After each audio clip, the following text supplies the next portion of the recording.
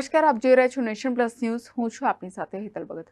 સુરતમાં શ્વાનને લઈને ઠપકો આપતા ટોળું 3 ઈસમો પર તૂટી પડ્યું હતું. પોલીસે 10 સગીર સહિત 12 આરોપીઓની ધરપકડ કરી વધુ કાર્યવાહી હાથ ધરી છે. સુરતના વરાછા વિસ્તારમાં આવેલી જગદીશનગર ચોપાટીમાં 3 યુવાન સાથે શ્વાનને લઈને ઠપકો આપતા કેટલાક અજાણ્યા શખ્સોનો ઝઘડો થયો હતો. ત્યારબાદ આ ઝઘડાની અદાવતમાં ચોપાટીની બહાર જ 3 યુવાન પર ચપ્પુ, લાકડાના ધોકાથી હુમલો કરવામાં આવ્યો હતો, જેમાં એક યુવકને ચપ્પુનો ઘા પેટના ભાગે વાગતા આંતરડા બહાર નીકળી જતા સારવાર દરમિયાન મોત નીપજ્યું હતું.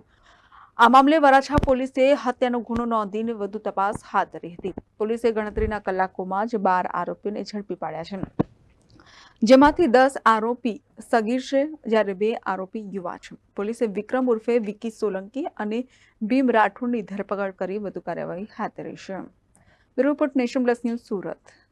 સમાચારોના સતત અપડેટ મેળવવા માટે અમારી નેશન પ્લસ ન્યૂઝની યુટ્યુબ ચેનલને સબસ્ક્રાઇબ કરો, બેલ આઇકન દબાવો અને જોડાયેલા રહો ફેસબુક, ઇન્સ્ટાગ્રામ અને ટ્વિટર પર.